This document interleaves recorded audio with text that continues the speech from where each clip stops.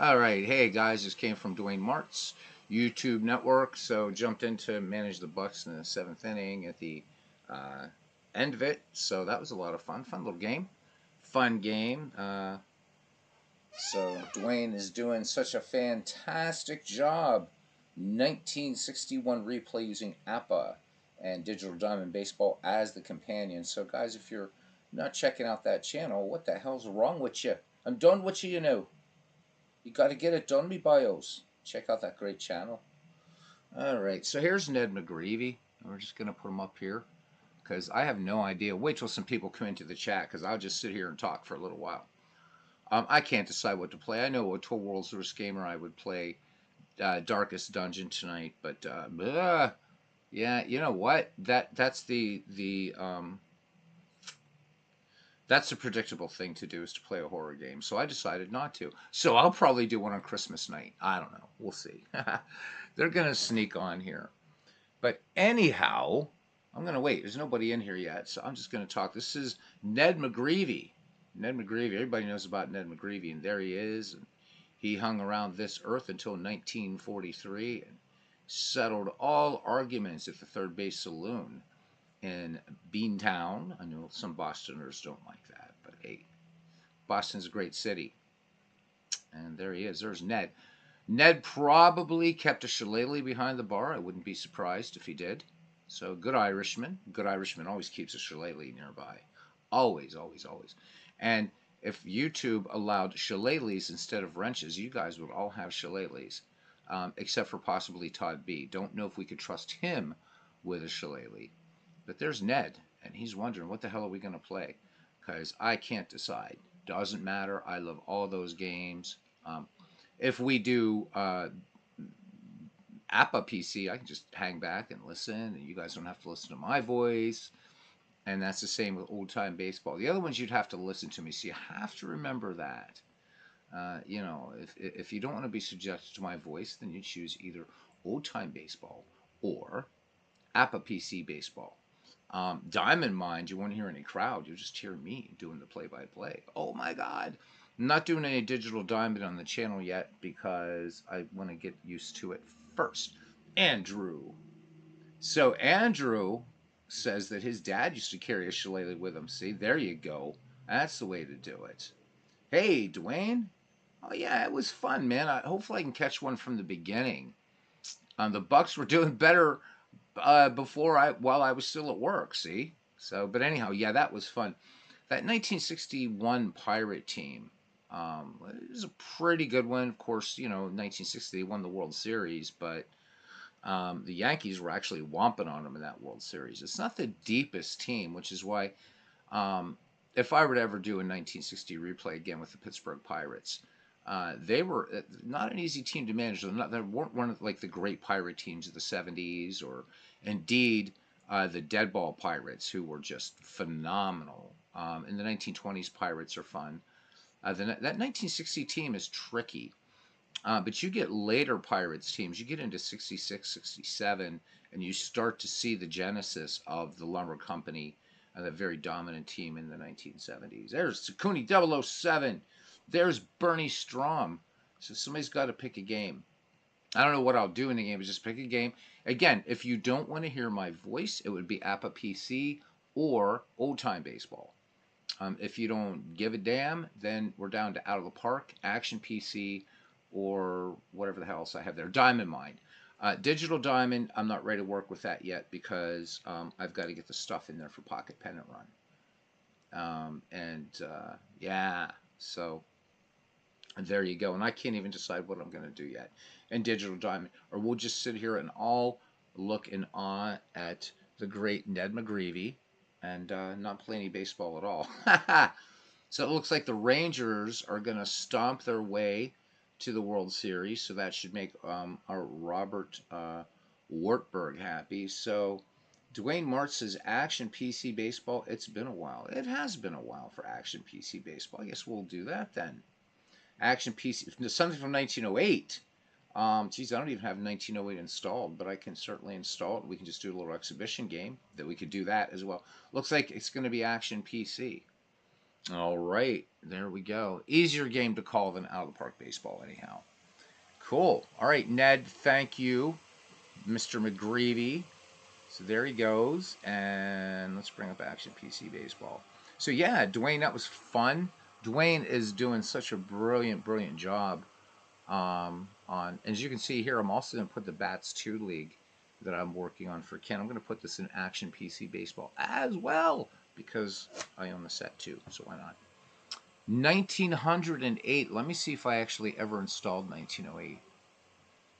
Certainly doesn't look like it, but hell, it's easy enough to install and do whatever. 1908 is of course, the greatest season in baseball in my estimation.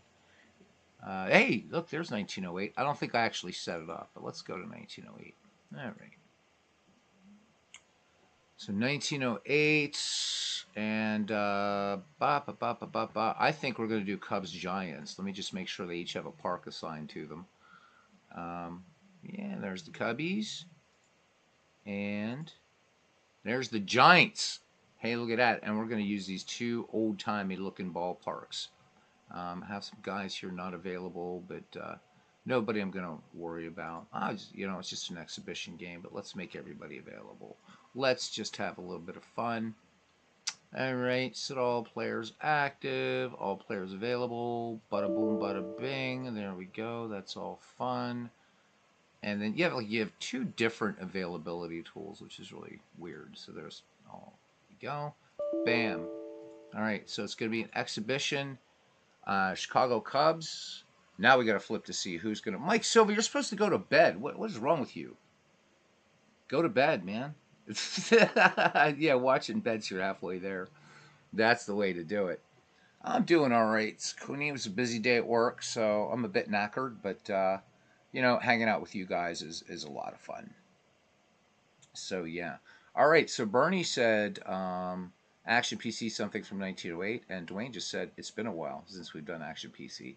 So we're just gonna do an exhibition game because I really don't feel like starting a replay. But if you want to jump into Dead Ball, and you want to do the greatest pennant race in baseball, here it is. I mean, look at the National League. So the Cubs, they beat the Giants in that fateful one-off game, right? But the Giants and the Pirates finish in second, just a game back, right? So the National League race is a lot more. It's a lot more famous because of the Merkle game. But the American League was even tighter. Look at this: Detroit finishes just a half game up on the Cleveland Naps, and just 1.5 up on the White Sox. And the Brownies were only 6.5 out to end the season.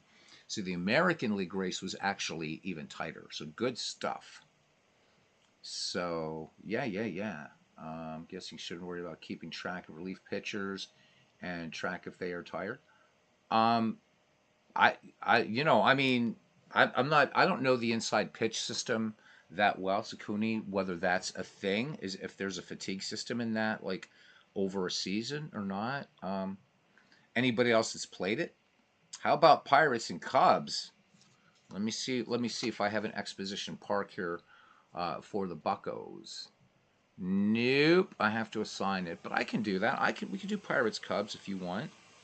I was hoping Giants Cubs because Mathewson and Brown, but let me assign that, and that gives us a chance to talk. So, are we excited about the Rangers? I'm sure some of you are. All right, I'm not going to set up the logo or anything like that. Exposition Park. Let's assign Exposition Park to these Buckaroonies. All right. We get to see Hannes Wagner. Some of you have heard of that guy. All right, park data. And let's go over here. Go to E. And we should have a nice little exposition park somewhere in here. There it is. One of these. Is that it? Or is this it? There it is. All right. So save. And let me make sure that comes up for the Pirates, and they'll be the home team.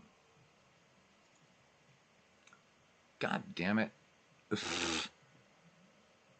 Sometimes, Action PC Baseball, you really piss me off. All right, let's try this shit again. All right, Exposition Park, modify team, and assign team to park. Yes, assign team to park. It didn't change a friggin' thing. I don't know why there's two exposition parks in here. I have no idea. There must be something I'm missing. Because, see, that's the wrong... I want this exposition park. Right? Boom. Ah, you bastard. Ugh. Do I have to restart this stupid game? I bet you I do. Yes, I do. Why is it doing this? We're playing Giants Cubs. I'm not in the mood. Sorry. Giants Cubs. I'm too tired to figure out. The Action PC, sometimes it does that and you have to restart the game, and I can't be arsed. All right. So here we go. And we're going to use two old-timey photos, whatever they are, just to have fun, guys. All right. And we're going to play this one in Chicago. So it will be the New York Giants against the Chicago Cubs. Sorry, Bernie. Oh, my God. Hold on. Hold the phones. I won't even be able to read that. Jesus. Jesus, Mary, and Joseph. All right, so we're going to make their home foreground white because I don't want to, right? And let's make their road foreground white, yeah. And their home background, we'll make it like a dark gray. That'll be fine. There, then I can read shit. Okay. There we go. Let's try it one more time. All right, where did we say we were playing? I forget. Oh, we're playing Chicago. Ha. All right, so there's the Giants, and there's the Cubs. And let's play this game in August 27th. There we go. All right, is Texags in here? I was going to have Texags manage the Cubbies. White Sox and Cubs. Sakuni says White Sox and Cubs. Actually, that would have been a pretty good game, too. We'll let the Cubs be the human team, and the Giants will be the computer team. Let's see. Will we get Mathewson and Brown? That would be really, really nice. There's Maddie. Rulebach. No. I want to start Three-Finger Brown. Damn it. There we go. Let's go to the ballpark.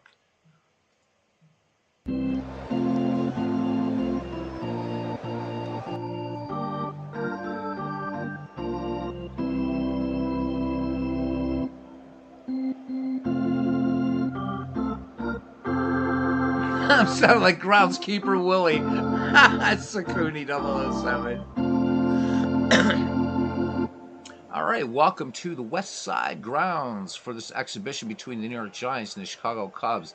Hopefully a good matchup today. Two of the greatest pitchers ever to grace the mound. Christine Mathewson, Big Six from Factoryville, Pennsylvania. And he will be opposed by the great Mordecai Peter Centennial Brown, nicknamed Three Finger because of a boyhood accident on the farm. These guys had legendary lineups, and at the end of it all, when they faced each other, Brown won one more game against Mathewson. And so, of course, we're going to be featuring one of these two pitchers tonight. Let's... Play ball! Isn't that clever how I do that? All right. The lineup for the New York Giants looks like this. Fred Tenney, Larry Doyer, Roger Bresnahan, Turkey Mike Donlin, Mike McCormick, Al Bridwell, Cy Seymour, Art Devlin, and Christy Mathewson, the starting defense for the 1908 Chicago Cubs. These teams hated each other. All right, and you got to love that. At first base, Frank Chance. At second, Johnny Evers. At short, Joe Tinker. At short, Harry Steinfeld. So hopefully we'll get to see Tinker to Evers to Chance tonight. In left field, the awesome Jimmy Sheckard. In center, Sully Hoffman. In right, Wildfire Schulte. Catching, Johnny Kling. We saw Johnny Kling in last night's game against the Phillies. And Three-Finger Brown, and I keep forgetting to get a picture for Three-Finger Brown. Fred Tenney will lead it off here. In 1908, he had 256. He had 49 runs batted in, managed 2 taters. And we're ready to get underway here. And remember, the Tribune always makes a hit with its sporting news with Cy and, who is that? Dryden. There we go. All right. Brown ready to deal, and the 1-2 pitch coming to the lefty Fred Tenney. And Fred Tenney, this one called strike 3 on the outside edge. Brown coming with it. So 1 up, 1 down now for the second baseman, Larry Doyle, a 308 hitter in 1908 with 33 runs batted in. Brown kicks and deals. The 0-1 pitch to Doyle. Fastball. This one chopped to Evers. Evers to Chance for the 4-3 put up. 2 up and 2 down now for a Hall of Famer now. Roger Bresnahan, 283 average in 1908. A home run, 54 runs batted in for him.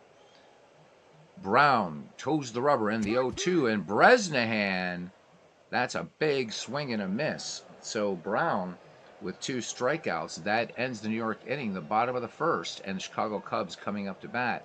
Johnny Evers, Joe Tinker, and Frank Chance. Johnny Kling, Sully Hoffman, Harry Steinfeld, Wildfire Schulte, Jimmy Sheckard, and Three Finger Brown. And the defense for the 1908 New York Giants at first base, Fred Tenney. At second, Larry Doyle. At short, Al Bridwell. At third, Art Devlin. Like to show the pictures of these guys. And left, it'll be Moose McCormick. In center, Cy Seymour. And right, Turkey Mike Donlin, sometime actor and pretty fine baseball player too. Behind the plate, the Duke of Tralee, Roger Bresnahan, me boyo. So you better be bringing your shillelagh and don't be giving him any golf, especially if you're an Orangeman. And on the mound, the legendary Christy Mathewson, who punched out a lemonade vendor. Love that story. All right, Johnny Evers, the Crab, will lead off. One of the most intelligent men in dead ball baseball. I read to you guys one night from Tales of the Dead Ball era. This very, very scientific how Evers would calculate how long it would take to throw out a runner at second trying to steal. Beautiful stuff. Johnny Evers bats lefty, hit an even 300 in 1908 with 37 runs batted in. Matty has the sign from Bresnahan. Here is the wind in the 1-1 pitch. Fadeaway pitch out to Bridwell. Going to be close at first, and Johnny Evers by a gnat's eyelash. So the West Siders here in Chicago with a big groan for 1 out. And here's Joe Tinker. Joe Tinker and Johnny Evers didn't talk for 3 years, battling over a cab fare. Joe Tinker hitting .266, 6 home runs in 1908 with 68 runs batted in. Matty winds and deals the 1-0 to Tinker. Curveball, great diving stop by Al Bridwell at short from the knees, tosses on to Fred Tenney to retire the Cubbies shortstop for out number 2. And here's player manager Frank Chance, the peerless leader, .272 average in 08, 2 homers and 55 runs batted in. Matty deals. Here's the 0-1 pitch. Change up. This one hard hit to Devlin. Devlin, plenty of time, makes the hard throw across the diamond to Fred Tenney. And Fred Tenney, the ball gets by him, and that's going to be E5 on Art Devlin. And Frank Chance is on at second. All right, that brings up the catcher, Johnny Kling. Johnny hit .276 in 1908, 4 homers, and 59 runs batted in. Mathewson checks Chance, the 0-2 delivery. Screwball, or fadeaway, and Johnny Kling strikes out. So the error does not bite the New York Giants. We go to the top of the second. We have no score. It is a long throw from third to first, Bernie. And yeah, it's a good old ballpark image. I have another nice one of the West Side grounds. It's a very sepia toned thing. All right, Turkey Mike Donlin, Moose McCormick, and Al Bridwell due up for the New York Gothams.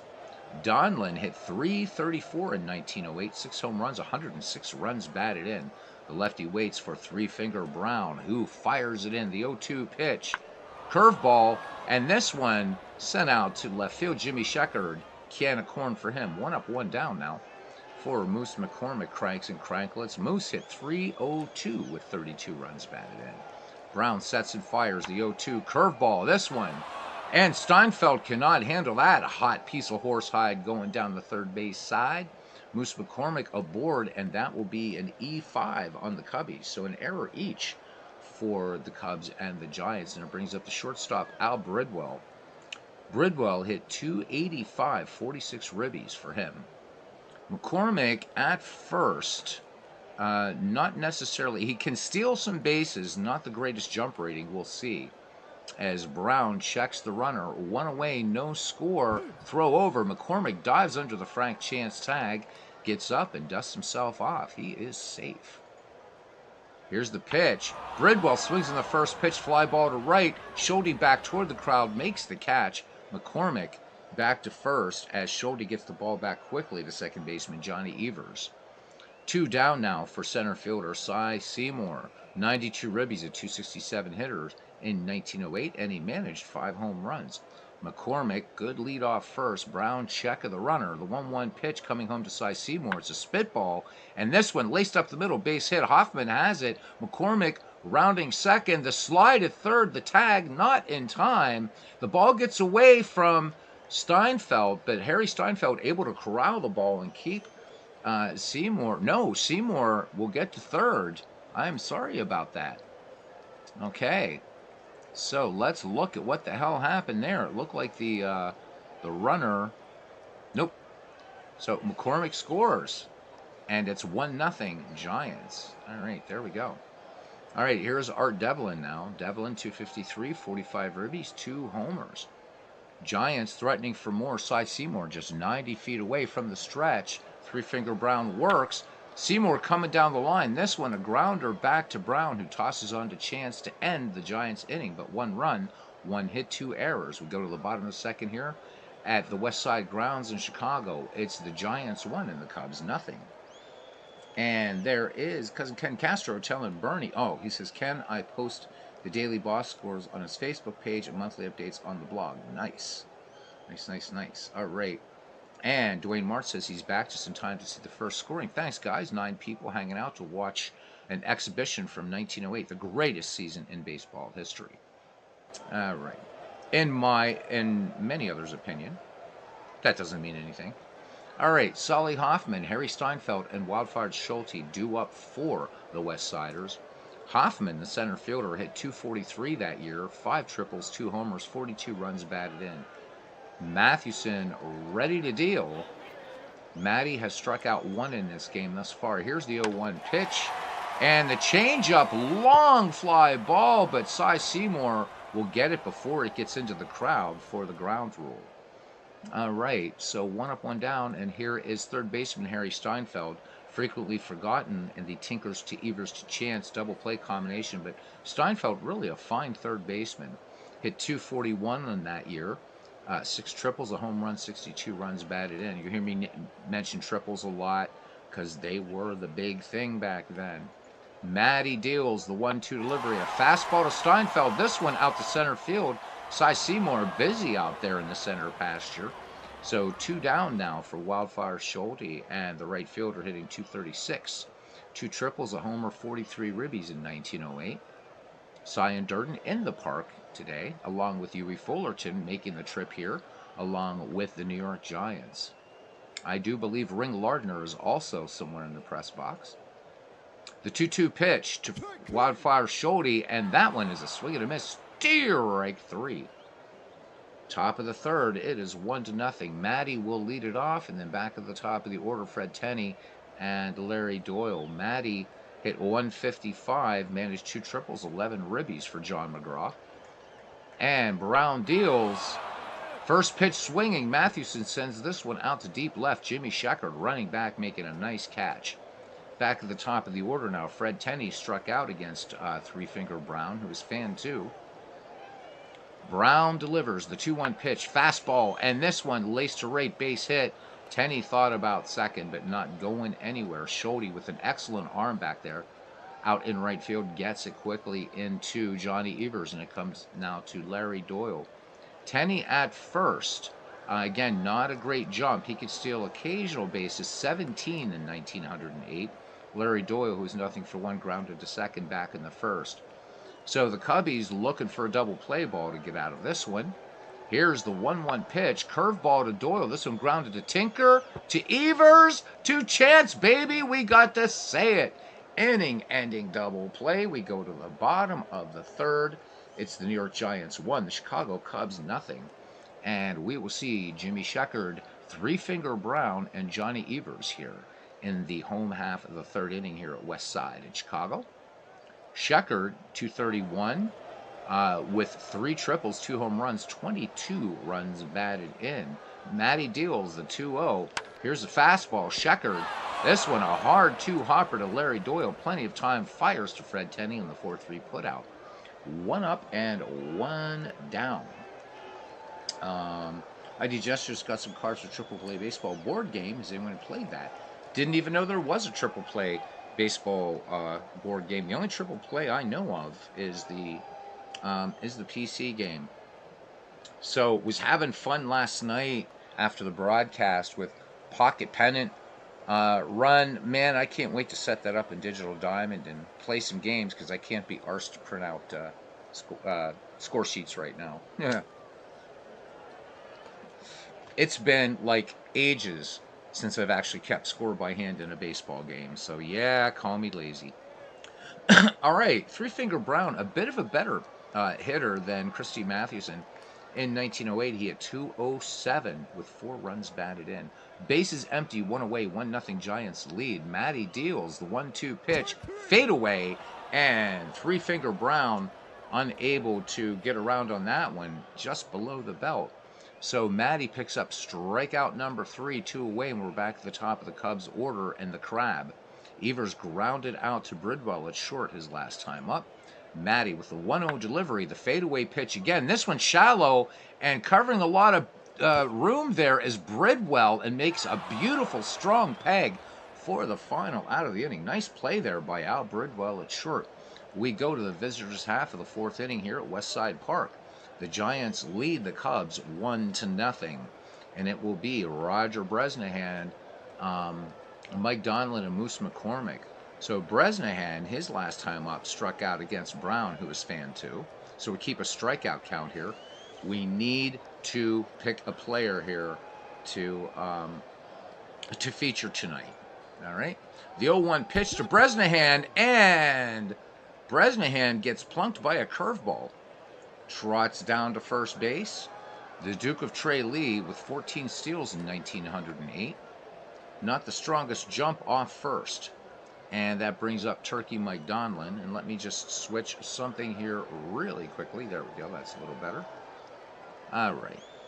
Donlin, 0-for-1. Flew out to left center his last time up. Brown checks Bresnahan. Here's the 1-1 pitch to Donlin. Fastball. Donlin bounces this one to short. Tinker will go to first. Close play at first. And Turkey Mike Donlin gets the infield hit. Tinker making a fine play on that. But just softly hit enough that Tinker's throw just a bit too late. So the Giants with 2 on, nobody down for the left fielder, Moose McCormick, who grounded to third but was safe on an error back in the second. Chris Slovic! There you are. There he is. Andrew McCormick, he says, I can't make the leap back to scoring by hand either. Enjoy watching people play tabletop games, though. Same here, Andrew. Same here. His granddad used to carry a shillelagh like a good Irishman does. I wanted to take a shillelagh to work, and they frowned on it. So there you go. What can you say? All right, Roger Bresnahan leading at second. Turkey Mike Donlin with the infield hit on at first. 1-0 here in this 1908 exhibition between the Giants and the Cubbies. The Cubbies would finish 1 game up on both the Giants and the Pirates in that hotly contested race. Brown ready to deal with the 0-1 pitch, and McCormick lays down a nice bunt, but Kling pouncing on it, fires down to Evers to get McCormick. Good play by Johnny Kling. All right, but the runners advance on the play now. Bresnahan at third, Donlin at second for Al Bridwell. Bridwell's 0-for-1. He gave it a ride down the right field line. Big loud out for him. So first base open. And waiting on deck is Cy Seymour. Let's see what they do with Bridwell. Bridwell, a 285 hitter in 1908. Brown brings the 3-1 pitch. Bridwell laces this into left field. Base hit, checkered up with it. Roger Bresnahan will score. Bridwell picks up the RBI single. And the New York Giants lead the Chicago Cubs 2-0. Runners at the corners now. Turkey Mike Donlin at third. Al Bridwell at first for Cy Seymour. He's 1-for-1 today with an RBI that scored Moose McCormick back in the second, at that time giving New York the 1-0 lead. 2-0 now. Brown out of the stretch, and the 1-1 pitch. Fastball to Seymour. This one up the middle. Evers to Tinker, and they're not going to get the third out, and Donlin will come in to score. Seymour picks up the infield single. So right now, New York doing it up big time. It's 3-0 here in the top of the fourth. Art Devlin now, the third baseman, grounded to the pitcher last time. Cy Seymour at first pilfered 18 bases in 1908. Brown with a check of the runner. The 1-0 pitch to Art Devlin. And this one, hard hit into center field, and Devlin tearing for second, gets in there safely, and it's an RBI as Cy Seymour comes in to score, and the New York Giants looking for a bit of revenge here in this exhibition game on 27 August 1908. It is now 4-0 New York Gothams. Here we go, here we go. Chris Slovic says he uses a shillelagh for classroom management. I love it. Oh my God. And Chris, you're not even an Irishman, so I'm more. You are from now on. You are going to be. Well, you'll be Christopher, but you're going to be Christopher. We're going to make you Christopher O'Slovic. So you are now honorary Irish, mate. Irish me by you. Shall you not be taking any guff from the little ankle biters, will you now? All right. We're proud of Christopher O'Slovic, and everyone give him a bit of a thumbs up there for taking a shillelagh to go with him. Give him a shot at Tullamore Dew as well, the little bastards. All right, back to it anyhow. He uses a shillelagh. All right, so Chris, I love you, brother, but if you're going to be Irish, at least honorary Irish, I've got to give you the correct spelling, all right? There's how you spell shillelagh. So when the Hibernians, right, when the Romans hung out in Hibernia for like 2 hours, and they said, these feckin' Hibernians, well, they would have said it like in Latin, but I'll do an Italian accent. Hey, these are fucking Hibernians, they're crazy, we're going to leave. So, but the Hibernians said, hey, you guys have a really cool alphabet. We're going to take it, but you know what? Feck your bloody phonemes. And so that's why shillelagh is spelled the way it is. So looks like shillelagh, but it's shillelagh. So there you go. Little Irish lesson. Anyhow, everyone's saying, shut the fuck up, Beatles, and call the game. All right, here we go. Hopefully none of the ankle biters are listening right now over there in Islamabad, in County Cork. All right, Maddie is 0 for 1. It's rare that I get profane, guys, but, you know, it is what it is. Fly to deep left. No one's going to hire me to be a broadcaster, so who cares? All right, here we go. The 3-1 pitch to Maddie, and ball 4. Three-finger Brown giving up the walk. You never want to walk the pitcher, especially a great pitcher to a great pitcher. All right, back at the top of the order now for Fred Tenney. I'm losing my mind here. Tenney has struck out, and he has a single. How about it? Legend Sports Universe says years ago, a reporter sent through a story referring to the ancient order of hibernations. Brilliant. So, Legends, are you doing a football game tonight? What's the deal? I just decided to do baseball because Dwayne said you were doing football. Are you doing football tonight or what? Because that's all. If you were doing baseball, I wouldn't be on. Please let everybody know. And I might even stop by, too. Because I want to see if it's... I want to see Terry Bradshaw's face if you're playing the Steelers, because it cracks me up. And it's a beautiful-looking game. It really is. But don't get excited, guys. It doesn't mean I'm taking interest in football. I just like the way Legend calls a game. So there we go. All right, Fred Tenney, 1 for 2. Back to the action. Brown deals the 1-2 pitch to Fred Tenney. Fastball. Tenney sits up the middle. What a play by Johnny Evers. Full extension, able to get the throw off to first to get the runner. Wow. Too bad we don't have that out of the park cool super stats replay going on, guys. But nonetheless, these New York Giants, 3 runs, 3 hits, no errors in after 3.5. It's the New York Giants 4, Chicago Cubs nothing. And Legends, who's calling me sir, and I must remind him that I'm not a sir because I am in no way respectable, my friend. But he says he's just leaving now, leaving work. So no broadcast for him this evening, thanks to the bloody New York Knicks. All right. And do we care about the 2023 World Series? Only that Robbie Wartburg will be happy. And I think it was it Doug Hunt? Or somebody said in Dwayne's chat that they could take... Oh, it was Sakuni that said it. You could get 8 players or 8 fans from the stands, and the Rangers will probably win this World Series. They are spanking those Diamondbacks. Haven't watched an inning of the World Series, though. Joe Tinker, Frank Chance, and Johnny Kling due up for the 1908 Chicago Cubs. Tinker grouted to his opposite number Bridwell his last time, huh? Still need a player to feature, or I'm going to have to pick it. Tex Ags, 11-7 the finals, so the D-backs tried to come back a little bit, huh? Nah. Ken Castro. Oh my God.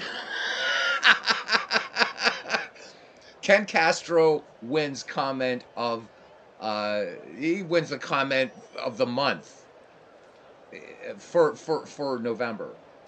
Legends comes in second with the Ancient Order of Hibernations. Gotta love malapropisms. But Ken says, I can count the respectable guys in this channel on my junk. Ken, were you ever up in the Detroit area? Wherever you're at the landing strip? Good club. Anyhow, here we go. My ex-wife and I used to go. She used to love to go to clubs. Always marry somebody that likes to go to clubs, man. My current girlfriend will not go to a club. So there you go. Anyhow, the 0-2 pitch to Joe Tinker. Oh, swing and a miss. Strike 3, and Matty has fan 4. All right, Frank Chance going to have a go here. He was safe in a throwing error back in the first inning. Matty with a 2-2 pitch. Spitball. And look at that one. Swung at a bad pitch there. So 2 up, 2 down. Mathewson now with 5 Ks in the game. Johnny Kling is nothing for 1. He has struck out. Bernard says he plays NBA 2K and Electronic Arts National Hockey League games every year. He finally has the sliders working properly for the stats. He might try broadcasting. I think you should. The Landing Strip is a great club, Cousin Ken. It's actually in Royal Oak, so you don't have to go into the city, which is nice. It's sort of like in Royal Oak, but down toward the airport, as if I remember correctly. It was really fun. My wife was kind of like sort of bi, so, you know. Legend says small number. All right. You know what? Without Todd being in the chat, Legends is now, he has to be the foil for Ken Castro. He does. D. Scott Howard, welcome in, buddy. He says, just watch It Ain't Over on Netflix. That must be the Yogi Berra one. Yep. And maybe the best baseball documentary I've seen. Wow. Nice. All right. Bernie, I would watch you do some hockey. Definitely. I think hockey's fun. So, and I've watched Legends do basketball, so I will watch those two sports. Hockey's fun. Get some good body checks and all that kind of stuff, man. I'm all for it. All right, 2 away here for Johnny Kling. Did we say he was 0 for 1? He struck out. Christy Mathewson with a 1-2 pitch to Kling. Fastball. And Matty just mowing him down. That's strikeout number 6. We go to the top of the 5th inning. And it's the Giants 4, Chicago Cubs nothing. And damn Alia, we're gonna feature Larry Doyle tonight. Because nobody put a name in the chat. And besides, if I do Mathewson or Brown, it'll be like break out a 6-pack, because those are going to be long write-ups. So we're going to the Biographical Encyclopedia of Baseball and pray that Larry Doyle is, in fact, in here. Should be. He's a good player, right? There he is. And he's a good Irishman, too, since the Irish thing seems to be going. All right. So his real name is Lawrence Joseph Doyle. He was born on the 31st of July, 1886, in Caseyville, Illinois. He died on the 1st of March, 1974, in Saranac Lake, New York. So nice long run for Larry. Pardon me. So made his major league debut on the 22nd of July, 1907, with the New York Giants. He batted left and threw right. He was 5'10", 165 pounds. So, Laughing Larry Doyle once remarked, gee, it's great to be young and a Giant. Considering his Giants won 3 straight pennants from 1911 through 1913, his enthusiasm was justified. Nicknamed for his cheerful disposition, Doyle was hitting .290 and playing third base at Springfield of the 3I League when he was purchased by New York for $4,500, then a record price for a minor leaguer. So nervous about joining the Giants, Doyle took the wrong ferry across the Hudson River and was late for his major league debut. Even though he delivered a single and a double, his agitation stayed with him throughout the contest, causing him to make a crucial ninth-inning error at second that cost New York the game. Manager John McGraw called him into his office afterwards, and Doyle thought he was headed back to Springfield. I know you were playing a strange position. When you learn more about playing second, you won't make those mistakes. The main thing is that probably you have learned and you can hit, said McGraw. And again, so McGraw, right, was very, very fair with his players. Much relieved, Doyle went on to a solid career and ultimately became the team captain. Although he earned a reputation as a heads-up player, Doyle did commit a potentially costly blunder against the Philadelphia Athletics in Game 5 of the 1911 World Series. On third base in the bottom of the 10th inning, when Merkel hit a long fly to Danny Murphy in right field, Doyle scored the winning run, but umpire Bill Clem, who is called magisterial, by the way, I'm putting in my editorial remark, nobody messed with Bill Clem, later stated that the A's tagged Doyle stated that had the A's tagged Doyle, he would have been out as he never touched home plate. The A's wrapped up the World Series the next day. The Giants lost the series in both 1912 and 1913. In 1915, Doyle won the National League batting crown on the last day of the season. He collected 4 hits in a 15-8 pasting of the Boston Braves, and everybody used to beat up on the Boston Braves then, to end up with a .320 average, except in 1914. Anyhow, 5 points higher than the mark of the Phillies' Fred Luderis, who we have featured on this channel. He also led the league in hits with 189 and doubles with 40. Traded to the Cubbies in 1916, Larry Doyle returned to the Giants in 1918 and retired after the 1920 season. It's not funny though. The Dave Bancroft one, which you guys never got to hear, is the best one ever so far. Anyhow, lifetime totals for Larry Doyle: 1,766 games, 6,509 at-bats, 960 runs scored, 1,887 hits, 74 homers, 793 ribbies, an on-base percentage of .357, slugging average of .408, and a batting average lifetime of .290. So that is Lawrence Joseph Doyle of Caseyville, Illinois. So that's our player of note for tonight's game. All right. And Larry's up there now, and he's laughing Larry Doyle. He is 0 for 2. And he will be followed by Roger Bresnahan and Mike Donlin. And then McCormick. We have all kinds of Irishmen everywhere here. Brown delivers. Here's the 0-1 pitch to Doyle. A curveball. Doyle sends this up the middle. Johnny Evers ranges to his right and in one nice motion fires on to the peerless leader at first for the 4-3 putout. One away for Roger Bresnahan. He was plunked by Brown back in the 4th. Brown deals the 1-1 pitch, curveball, and this time Bresnahan sends this down and foul on the third base side. Jimmy Sheckard giving chase, but this will get away. The ball thrown back to Three-Finger Brown, who spikes it for good measure. Bresnahan back in, the 1-2 pitch, fastball. Bresnahan sends this to right field, and this one fouled. Schulte grabs it, throws it to Evers, who spits on the ball, who then tosses it on to Three-Finger Brown. Brown ready to deal the sphere again. The 1-2 pitch. Fastball missing. How about that? That's magic. All right. So Bresnahan aboard. Bernie Strom put a really, really cool picture into the Discord, by the way, showing the evolution of baseballs, how they looked and everything through the years. So check that out in Discord. It's a really fun image. All right. Bresnahan on at first for Turkey Mike Donlin. He waves to his wife, who is also an actress.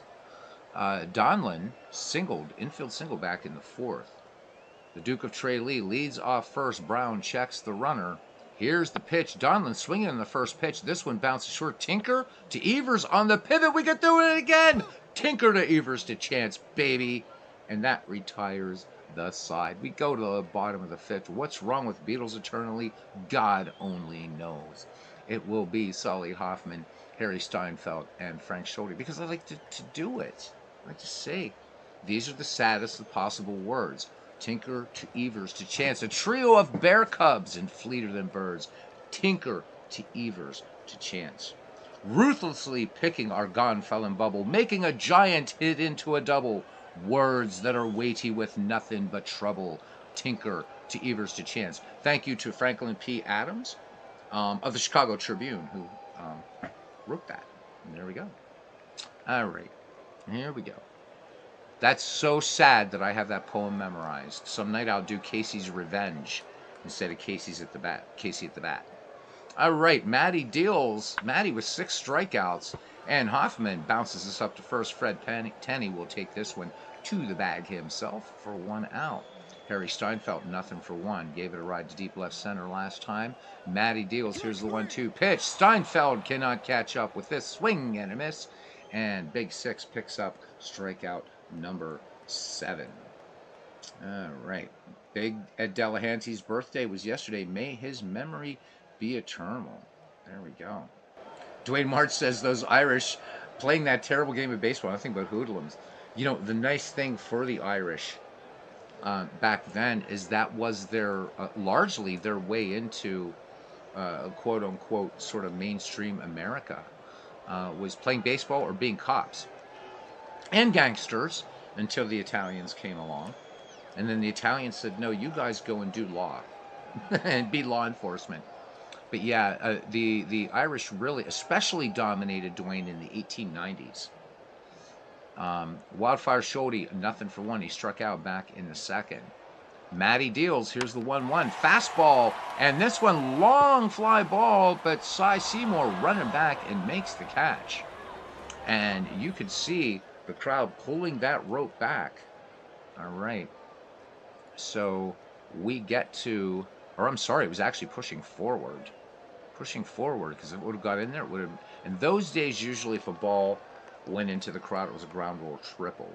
Most of the times in Action PC, you'll see it as a double. All right, Moose McCormick will lead it off here for the Giants, followed by Al Bridwell and Cy Seymour. There's a name to conjure with. So McCormick sacrificed back in the 4th. Brown with 2 strikeouts, and McCormick smacks this one to left. Jimmy Sheckard takes it on the hop, but McCormick, good enough speed, he will make it into scoring position. So the Giants threatening with a possible run number 5 at second. And that will bring up the shortstop Al Bridwell, who had an RBI and scored Roger Bresnahan back in the 4th inning. Brown deals, full count, fastball. Fastball misses. This one outside.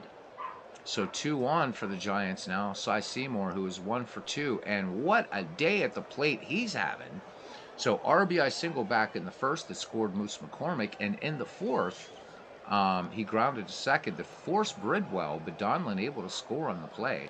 So Seymour 1 for 2. Brown deals the 0-1 pitch to Seymour. Fastball, fly ball to right. Schulte back at the crowd, makes the catch. Tagging at second is Moose McCormick. Here's the throw from Schulte. It's a strong one, the tag, and that was a close play. But McCormick able to just get in there on the head-first slide. And moving to second on the play is Al Bridwell. So the McGraw 9 here playing some aggressive baseball. 4 runs, 6 hits, and an error so far. McCormick at third, Bridwell at second. And it brings up another Irishman. Are you surprised? Art Devlin. Not sure if he was related to Jim Devlin, who wrote that very, very sad letter to Harry Wright after being thrown out of baseball for throwing a game while playing for Louisville. But Art Devlin doubled, RBI double, scoring Cy Seymour back in the 4th. 4-0. The score remains here in the 6th, and there you go. Three-finger Brown from the stretch in the 0-2 pitch, fastball, and strike 3. Down goes Art Devlin, and Brown serves up his 3rd K of the game. And here's Matty 0 for 1, and Mathewson having a very good game. Brown deals the 0-2 pitch, fastball. Mathewson swings this one, a bounding ball to Evers, on to Chance, and that will retire the New York 9. No runs, 1 hit, no errors. Bottom of the 6th we go. And the Cubbies will send up Jimmy Sheckard, Three-Finger Brown, and Johnny Evers. Sheckard, his last time up, grounded to second. Mathewson into his wind. The payoff pitch, a curveball, and that curveball misses low and inside. and Jimmy Sheckard is aboard. Sheckard with 18 stolen bases. Infield playing in now as Three Finger Brown comes up, struck out against Mathewson his last time up. AVG, bite my arse. Matty has struck out 7. Matty deals. Here's the 0-1 to Three Finger Brown. Brown showing bunt fouls this one back. The count 0-2. Mathewson brings it to Brown. Curveball. Brown swings, base hit to left, and the no-hitter is broken up. Jimmy Sheckard rounds second, and he's going to make third. So thought we were going to have a little bit of history in the channel. I've only ever had one no-hitter here that we've seen, and that was Scott McGregor. And we had one perfect game, which we didn't see, and that was Tim Keefe. All right. Did have a cycle, though. Jimmy Fox, and got to see it on the channel. Great. This is my first cycle ever.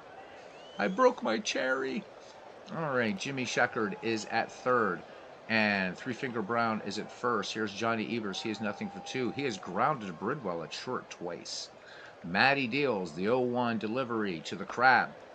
And this one, a soft little number down to third base. Devlin comes in, makes the play to retire the runner, and moving to scoring position is Three Finger Brown. One away now for the shortstop, Joe Tinker. He is grounded short and struck out. Matty winds and fires the 3-1 fastball. Tinker sends this one out to shallow right, and Larry Doyle out on the grass makes the catch for the second out of the inning. The peerless leader, nothing for 2. He is grounded. He was safe in a throwing error and struck out. Matty deals. Here's the 3-1 pitch. Fastball. Base hit into right field. Chance picks up the RBI. 2 RBI as Sheckard and Brown come in to score. And the Chicago Cubs here not only break up the no-hitter in the 6th, but are now within striking distance of the Giants. It is 2-2, or 4-2 your score. Looking at the Cubs line here, they are 2-2, 2-1. So there we go. Frank Chance on board at first. He stole 27 bases in 1908. All right. Johnny Kling, who is nothing for 2. He has fanned twice. Matty throws over Frank Chance back ahead. Very, very close call. Tenney with a good tag. Mathewson, check of the runner, comes home now. Kling, first pitch, well, pitch out, nothing doing. Frank Chance gets back to first. Just bluffing. Matty once again throws over. Frank Chance safe. And they are not happy here in Chicago with Matty, but he doesn't care. Ready to go again, looking for the nearest lemonade vendor to punch. There goes Chance, and it was a hit and run. Base hit to right. Donlin up with a Chance will move to third on the play. Good, solid dead ball tactics. Runners at the corners now. The tying runners at first. The go-ahead run, Sully Hoffman, 0 for 2. He's flied out and grounded out. 2 away here in the Chicago 6th with 2 runs in. Matty from the stretch and the 1-1 pitch. Curveball. Hoffman swings. This one popped behind the plate. Flinging aside the mask is the Duke of Trey Lee, and he will make a great play. Kind of tumbles over and makes that one. That ends the Chicago inning, but 2 runs, 3 hits, no errors, and 6 in the books here at Westside Grounds in Chicago. It's 4-2. We still have some Jim Devlin's story, very, very, very sad. Wow. Really, really was. All right. So Fred Tenney now, he is 1 for 3. He has struck out, singled, and grounded out. Looking at the line, as I like to do for the pitchers in the 7th inning in this game, Three Finger Brown thus far has walked 3, struck out 3, and Brown has given up 6 hits, 4 runs. Here's the 1-0 pitch to Fred Tenney. Base hit center field. Sully Hoffman up with it. Hoffman bobbles the ball, and that gives Tenney enough time to get to second. So score that a single and an E8. So the Cubbies with the 3rd error of the game, and Tenney in scoring position for our featured player, Larry Doyle. He is grounded out 3 times, and the 2nd time grounded into a famous Tinker to Evers to Chance. Brown deals to Doyle. They're going to intentionally walk Larry Doyle to get to the Duke of Trey Lee, who is 0 for 1. So Bresnahan's been on twice, but not courtesy of a hit. He is struck out, then he was hit by a pitch and walked. Here's the pitch to Bresnahan. First pitch swinging, bunted out in front of the plate. Johnny Kling making a great play, fires to Johnny Evers to get Bresnahan, but the runners advance. New York threatens. Here's Turkey Mike Donlin, 1 for 3. Dangerous bat. Grounded into a double play in the 5th, but infield single in the 4th. Brown from the stretch, the 1-1 pitch. And they're going to intentionally walk Mike Donlin to load him up. And here's Moose McCormick, 1 for 2. McCormick playing an important role in that famous Fred Merkle game. We'll talk about that again some night, but not tonight. McCormick last time doubled, and that was in the 6th inning. Fred Tenney at third, Larry Doyle at second, and Mike Donlin at first. 4-2, Giants lead with 1 away. The 1-1 pitch now to Moose McCormick. Fastball and hard hit to Chance. Chance is going to go to Tinker. Tinker's not going to get the throw back to Chance, and coming in to score is Fred Tenney, and the New York Giants at a safer margin. It's now 5-2 here with 2 down. Larry Doyle at third, Moose McCormick at first for Al Bridwell, who walked.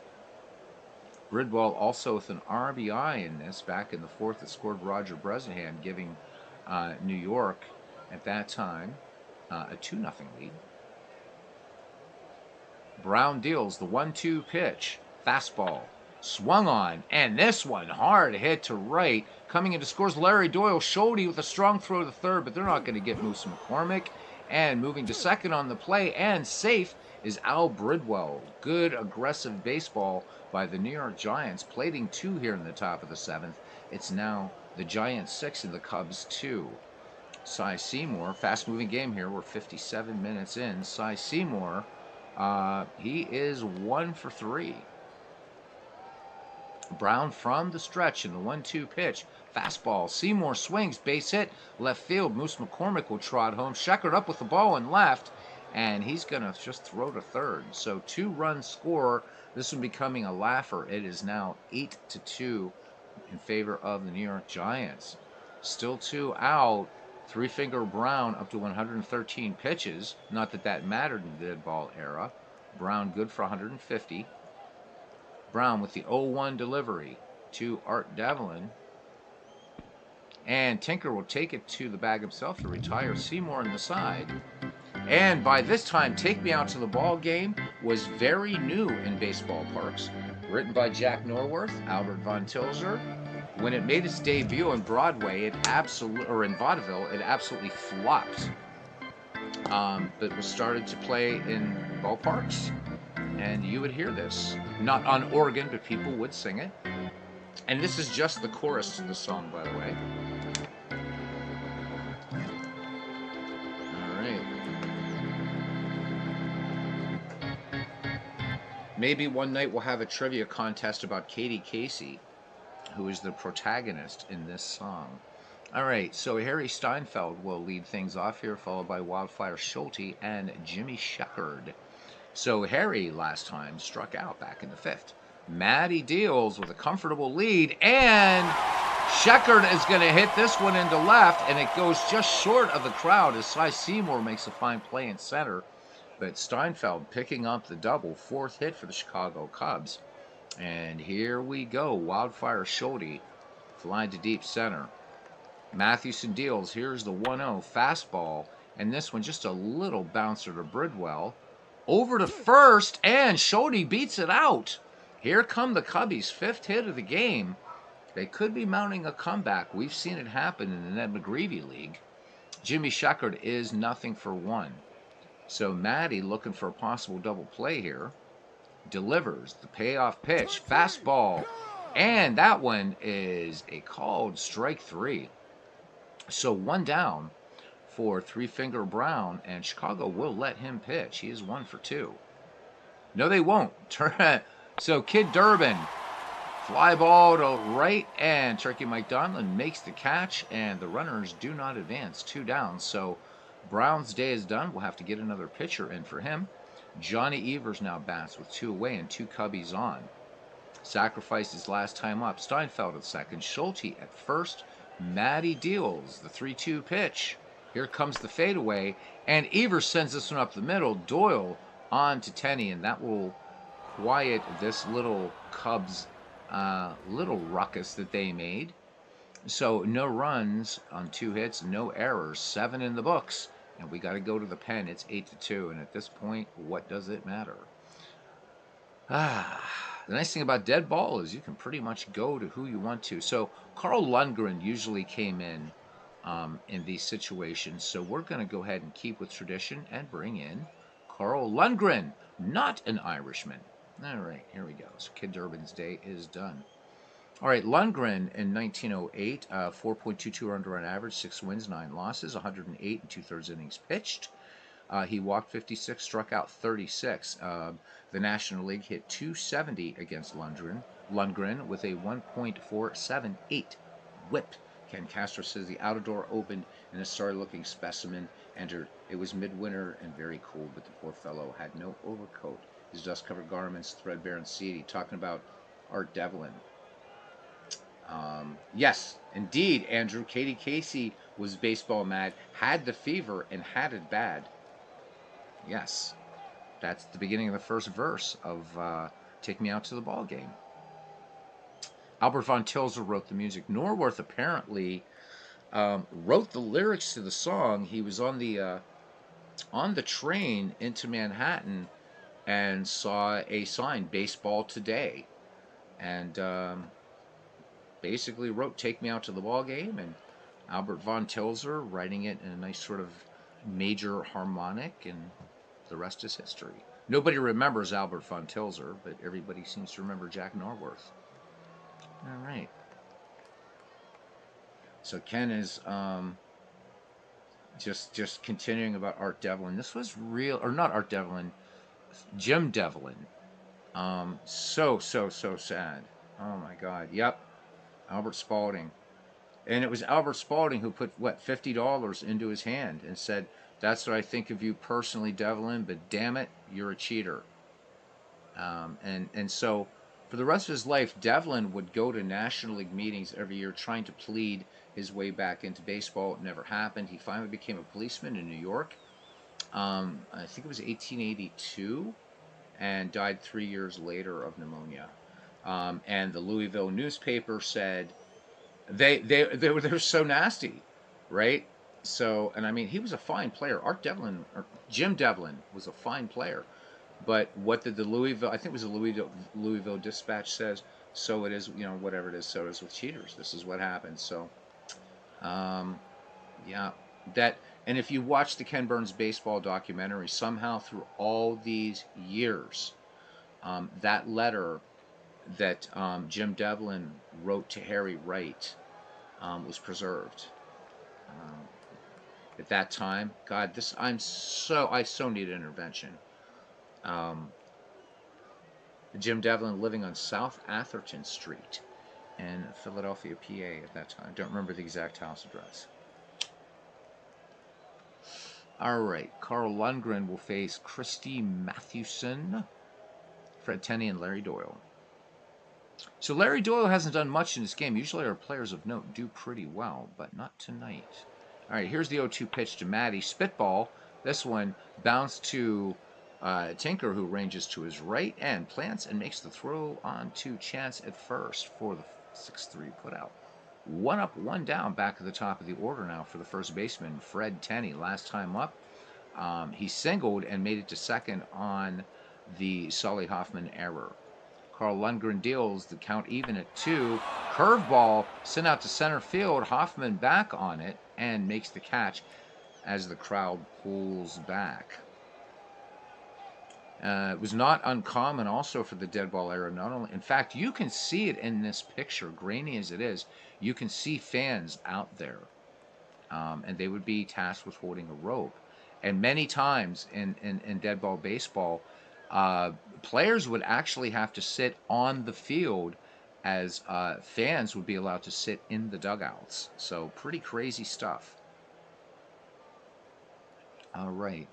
And this is, of course, 1908. This is a year before the two first concrete and steel ballparks, Shibe in Philadelphia and Forbes in Pittsburgh. So these weren't exactly safe ballparks, to say the least. All right, Lundgren deals. Here's the 2-0 to Larry Doyle. Fastball. Whoa, what a play by Joe Tinker. Diving stop, gets up, fires to Frank Chance. Tinker showing why he is in the Hall of Fame, and that will retire the side.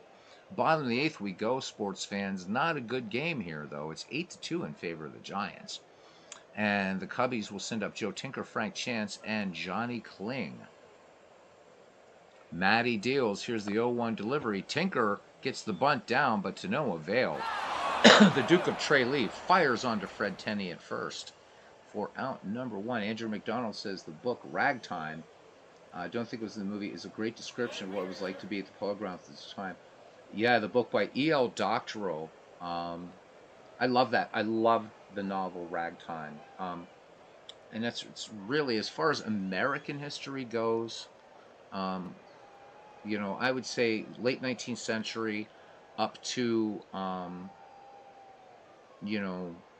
guess maybe into the 20s. I love this era of American history.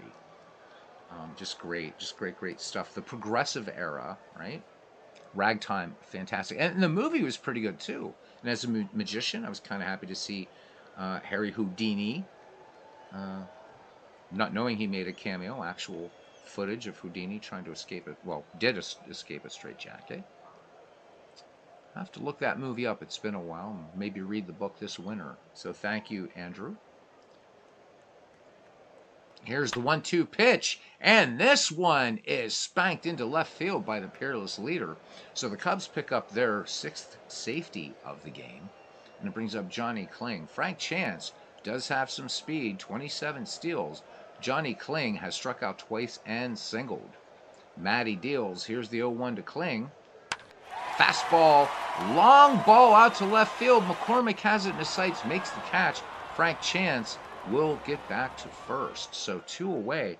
The Cubs unable to really do much with Mathewson. Plating 2 in the 6th, and that was it. Mathewson had a no-hitter going into the 6th. But the matchups between Mordecai Brown, who is now out of the game, and Christy Mathewson were legendary. All right, Solly Hoffman popped to the catcher last time. Matty checks the runner, and the 1-2 to Hoffman. Fastball. Hoffman sends this out to medium right field. Turkey Mike Donlin makes the catch for the final out of the inning. We go to the 9th, my friends, and it's the 1908 Giants 8 and the 1908 Cubbies 2. And while I'd love to do a 1908 replay on the channel, 1908 has been done by so many people in so many ways. It's probably a season I'm not going to do. Although it would be fun to have it in both leagues too. It would be like amazing to do it. Maybe I'll do it in Ernie Harwell someday after I finish 1949 and that. But Robbie Wartburg is in year 5, I believe, year 5 of his 1908 replay. So we'll see. Yep, another. It was the first. That's right, the first that sold hot dogs by British concessionaire Harry Stevens. Right. The story goes it was very cold one day, and Stevens ordered a bunch of, they were called German sausages, and some long buns, and the hot dog was born. At least in baseball. So Harry Stevens. I guess he used to. When he was just a vendor, he would like. Could you imagine going to a ballpark in the 19th century, and you'd hear this Brit going around doing scenes from Shakespeare and reciting all kinds of poetry and things like that? Wow, I would have loved it. I want to go back. If there's a heaven, I've said this before, guys. If there's a heaven, and if God says, well, so God, yeah, I want to spend. Be great to be in your presence, but for a while, and since you exist out of time, could you just let me go back, and I want to watch some of my heroes for real? And first place I would go would be Exposition Park, and watch my hero Hannes Wagner play. Oh yeah, and then to Ebbets Field to see Jackie take the field. I wanna go back and see it. That would be heaven for me, and I'm serious. All right, Bresnahan last time sacrificed. Lundgren with a 3-2 pitch. This one up the middle. Johnny Evers ranges to his right and barehands it and fires on to Frank Chance for out number 1. When we go to the Cubs' ninth, we will see Harry Steinfeld, Wildfire Schulte, and Jimmy Sheckard. So they walked Turkey Mike last time up intentionally. Lundgren has the sign, the 1-2 pitch. Donlin sends this to right field. Schulte toward the line, but this one will bounce out of play. Schulte recovers the ball, fires it on to Joe Tinker, who rubs it up with some licorice, who tosses it over to Johnny Evers, who gives it 2 spikes on each side, and then on to Carl Lundgren. It no longer looks like a ball, but a blob. Here's the delivery, the 1-2 to Donlin, and he smacks that blob into left field. Jimmy Sheckard quickly up with it, gets it back into Joe Tinker. Donlin aboard, that's the 10th hit for the New York Giants. And here's Moose McCormick. He is 1 for 3. McCormick, a good day at the plate, responsible for a passel of these Giants' runs.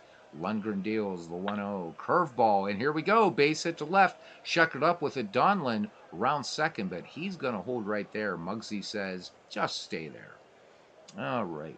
Al Bridwell, 2 for 3. Lundgren deals. First pitch swinging. Grounded to short. Evers to Tinker, but not to Chance. The throw too late. Runners at the corners now. Mike Donlin at third. Bridwell at first. Cy Seymour in line to be the player of this game. And we're just going to give him that vote. Should the Giants win. Hardy har har. 3 runs batted in today is 2 for 4. From the stretch, Carl Lundgren deals. Here's the 3-0 curveball, and that loads him up, and it brings in Art Devlin, who is 1 for 4. Grounded short his last time up. Lundgren with the 1-1 fastball. This one bounder down the first base line, and Chance. Quick toss to Lundgren covering to end the inning. No runs, 2 hits, no errors. So Lundgren gets himself out of a mess there. We go to the ninth, bottom of the ninth, and Chicago has a hell of a lot of work to do here. So 9 hanging out here, even with a big disparity in the score. And thank you guys. At one time, we peaked out at 14 people watching Dead Ball Baseball. So thank you. All right, here we go. Harry Steinfeld, 1 for 3, doubled back in the 7th. Mathewson looking for the complete game win. He has 8 strikeouts and only 1 walk. He's been touched up for 2 runs and 6 hits. Errors have not helped the Chicago Cubs too much. The 1-2 pitch to Steinfeld and the fadeaway, and that will be strikeout number 9. Harry Steinfeld just shakes his head and walks back to the Cubbies dugout. And here is Wildfire Schulte, 1 for 3. He has struck out, flied out, and singled. Matty deals the 0-1 fadeaway pitch. 2 hopper to Larry Doyle. Easy toss onto Fred Tenney. 2 up, 2 down, and it's up to Jimmy Sheckard to try to get something going. He struck out in the 7th against Mathewson. Can Mathewson reach double digits in strikeouts? Here is the wind in the 2-2 pitch. Fadeaway up the middle for a base hit. So the Cubs holding up Dylan Thomas as their sort of mascot. Do not go gentle into that good, well, afternoon. All right. Here's Carl Lundgren making his first plate appearance and not making his first plate appearance. Del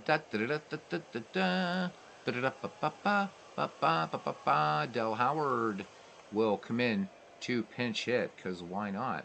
Del Howard, 1908, a 279 hitter, 3 triples, a home run, 26 ribbies. So Jimmy Sheckard with 18 steals. Of course, we're going to let him run. All right. Matty checks Sheckard at first. Here's the 1-0 pitch to Del Howard. Sheckard on the way. The spitball out to Mike Donlin. That's your ball game. The New York Giants defeat Chicago Cubs 8-2 in this 1908 exhibition. Let's look at our quick recap. No, the stats aren't going to really matter, so no highlights for the Cubbies. For the New York Giants, Moose McCormick goes 2 for 4 with a double. Al Bridwell, 2 for 4, 2 runs batted in. Cy Seymour, 2 for 4, 3 runs batted in. He is our player of the game. We'll just look at pitching, and then that'll be it. Matty, 9 innings, 7 hits, 2 earned runs, 1 walk, 9 strikeouts. Three Finger Brown, 7 innings pitched, 8 runs, 7 earned, 5 walks, 3 strikeouts. So Brown not very sharp today. Carl Lundgren worked 2 in relief, 2 hits, walked 1. And let's see, miscellaneous, just so we can say it. Double plays, Chicago. Tinker to Evers to Chance. Evers to Chance happened twice. The Giants stranded 9, the Cubs stranded 7. And again, this game doesn't count. So there we go. By request, a game in 1908. Whew. Bernie says, just started reading The Deadball Era by Don Lankowitz. Never heard of that game. No, I guess, or that book. No, I have to buy it, Bernie. Thank you very much. Andrew McCormick says the book Time and Again. He can transport back himself. He goes back to the 1880s, but never goes to a baseball game. What a waste of time travel. How about it? What is the deal with that? Ken Castro says, what about Chris Von der Eye? He's rolling hot dogs in baseball. So, Summer Beer and Whiskey. That, you talk about a character in baseball. Chris Von der Eye. If that's how I'm lousy with German names, but there's a good one. You could do 1914, see if the Braves could pull it off. That'd be fun. A 1911 replay Tex Ags is something I have thought about. The 1911 was, I love those Philadelphia A's, but I'd like to take somebody's if I can knock off those A's. But yeah, it's on Kindle. Hopefully I can find it in paper. I kind of like to, yeah. But if not, I guess I'll have to Kindle it. Guys, I hope you had a good time tonight. It is 12:17 in the morning. So here it is. It's Wednesday already. It's hump day. So Ken Castro, thank you for sending me the box scores as you do. Felt bad for old Pete. Struck out. He fanned 9 and loses anyhow to Amos Russi, the Hoosier Thunderbolt. So good game there. You're welcome. You guys are so welcome. So my thanks to Bernie Strom, to cousin Ken Castro, Dwayne Mart's YouTube channel, who let me manage my Pirates to defeat tonight, to the Shillelagh, we're gonna say he's a Shillelagh wielding Irishman too, Andrew McDonald. Thank you, Andrew, for coming in tonight. Tex Ag, sorry your Cubbies got beat up tonight, but the game didn't count. If that's anything. Let me see. D. Scott Howard joined us tonight at the ballpark at West Side Grounds. Thank you, D. Scott. And then Christopher O'Slovic, our new Irishman, he says, why is it every old-time generic person was born in July of 1876? I've heard this many times. Just substitute any fake name. Helen Waite, born in July 1876, was a secretary for Woodrow Wilson. Well, considering it was the country centennial, a lot of people probably timed it up 9 months before and said, let's get busy and have us a baby in July of 1876. I'll bet you there was some hanky-panky horizontal rumble going on there, Christopher O'Slovic. That is my theory, my friend, and I'm sticking by it. Legend Sports Universe, who says announcing hockey was exhausting. I can imagine it is. Thank you, Legends. He's working on some hockey, some voetbal, and I'm going to call it voetbal. That's what I'm going to call it now, voetbal. All right, there we go. So that shouldn't make anybody too upset. All right, anybody else in here in this ball game tonight? I don't think so. Oh, Sakuni 007. Check out his channel. Mike Silva, who hopefully fell asleep to the none too dulcet tones of my meanderings and verbiage. Andrew McDonald, first in the ballpark, who says that his dad used to carry a shillelagh. I love it. They always get beat up. Maybe that's why I should do it. We won't do 1908. We were reading about those. We'll do a 1929. Do the 1929 Cubbies. They were tough, right? With our man Riggs Stevenson. Hey, Steve Tate. Holy hell, we haven't seen Steve Tate, my goodness, since Helen Waite was born. Hopefully you're doing well, Steve. Good to see you. Are you guys going to do Shanks? Is it ever going to happen? Hopefully so.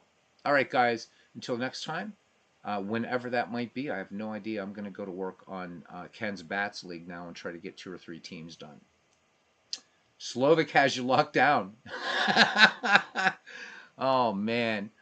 Well, I hope to see him when he gets home for the holidays, and I'll have a word with him, Steve. Anyhow, it's good to see you, buddy. Steve Tate, of course, to whom this community owes so very much. And I truly mean that. So we miss you, Steve. Miss you, man. All right, guys.